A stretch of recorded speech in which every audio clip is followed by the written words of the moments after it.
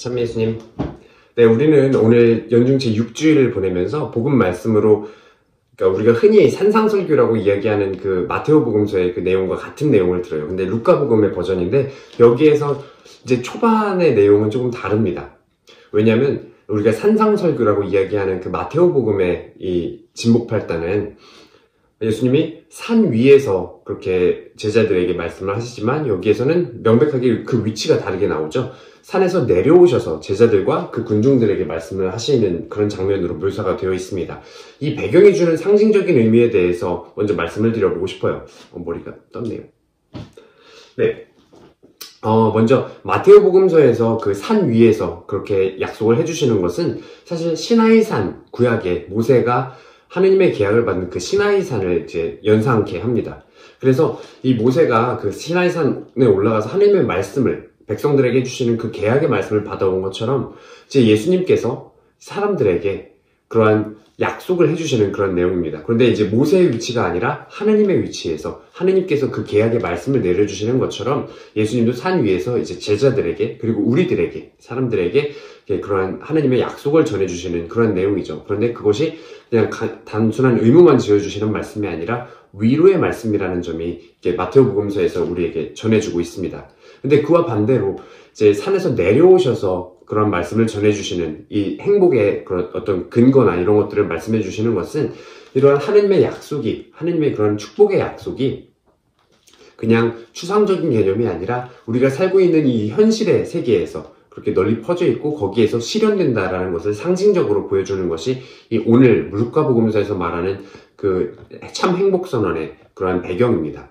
그래서 그럼 하느님의 말씀이 어떻게 우리의 삶에 이렇게 적용될 수 있는지에 대해서 한번 같이 생각을 해보고 싶어요. 이게 단순히 그냥 슬퍼하는 사람들에게 그냥 위로만 해주는 현실 도피의 어떤 그런 말씀이 아니라는 것을 우리는 잘 알고 있습니다. 그러면 먼저 그 당시의 상황에 대해서 먼저 생각해 볼 필요가 있어요. 그 당시의 상황은 예수님께서 이렇게 그 사람들에게 말씀을 하시는 거죠. 그 당신의 말씀을 듣기 위해서 모여있는 사람들에게.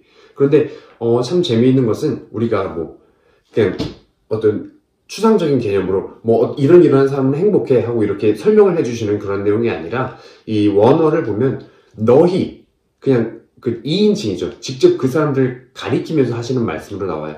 너희 지금 울고 있고 가난하고 이렇게 힘들어하는 사람들은 행복하다. 그리고 너희 지금 이렇게 배부르고 즐겁고 부유한 사람은 불행하다 하고 그렇게 직접 이 사람들에게 듣고 있는 그 사람들에게 직접적으로 하시는 말씀이에요. 어떻게 그럴 수 있었을까 먼저 생각을 해보면 그렇게 예수님의 말씀을 듣기 위해서 모여온 사람들이 구성이 그냥 이런 사람들만 온 것이 아니라 많은 사람들이 이렇게 왔겠죠. 그런 사람들 가운데 가난하고 굶주리고 슬퍼하고 이런 사람들의 무리도 있었을 것이고 그와 반대로 부유하고 럭셔리하고 즐겁고 늘 행복한 삶만 살고 있는 그런 사람들도 모여 있었을 겁니다. 그런데 그 당시의 상황을 먼저 생각을 해보면 이렇게 불행을 겪고 있는 사람들은 죄인이거나 하느님께 벌을 받고 있다고 그렇게 당시에 생각들이 사고방식이 있었죠. 그리고 행복을 누리는 사람은 하느님의 은총을 입은 하느님께 사랑을 받는 사람들이라고 그렇게 생각이 됐었어요. 그런데 그렇게 늘 그냥 우리는 이렇구나 생각하고 있던 사람들의 생각을 뒤엎어 버리시는 거죠. 그래서 너희가 그냥 불행한 삶을 하느님의 사랑을 받지 못한 사람들이 아니다. 너희만 사랑을 받은 사람들이 아니다 하시는 것을 강력하게 말씀하고 계시는 거예요. 그래서 이렇게 울고 있는 사람들을 외면하고 있는 너희만 즐겁게 이렇게 살고 있는 사람들은 불행하다 하고 그 자리에서 그렇게 그 사람들에게 말씀하시는 겁니다.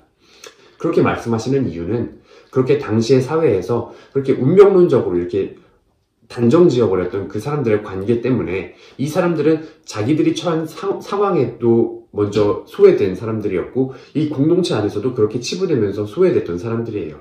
그렇게 공동체가 깨져버린 거죠. 그래서 예수님께서 이렇게 강력하게 말씀을 하시면서 이 깨어져버린 이 공동체를 다시금 회복시켜 주시는 것이 아닐까 묵상을 해봅니다. 그래서 이 하느님 나라의 행복과 불행의 이 기준을 이 세상에 적용을 하면서 그렇게 하느님의 사랑이나 이런 것들이 이 사람들에게만 주어져 있고 이 사람들에게는 주어져 있지 않다는 것을 예수님께서 말씀하시면서 깨어진 공동체를 회복시키는 그런 말씀이다 하는 생각을 해보게 돼요.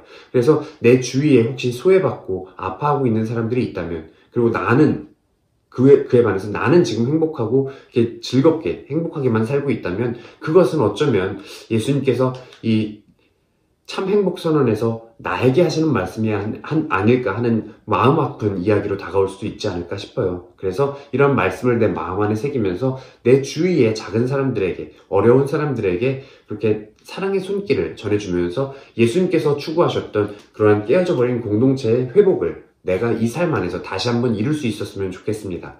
그렇게 이룰 때 예수님께서 말씀하신 참 행복 선언을 내 삶 안에서 구체적으로 구현하면서 살아가는 삶이 되지 않을까 싶어요. 그것이 또 예수님께서 최후의 심판 때 말씀하셨던 너희 중에 가장 작은 얘기 해준 것이 곧 나에게 해준 것이다 하시는 그러한 말씀을 내 삶 안으로 살아가는 것이 아닐까 묵상해 봅니다. 그래서 이번 한 주간 내 주위에 소외받은 사람들, 아파하는 사람들 생각하면서 이렇게 한 주간 또 기쁘게 하나님의 그 진복 팔단을 참 행복을 내 삶 안으로 가져올 수 있었으면 좋겠습니다. 아멘.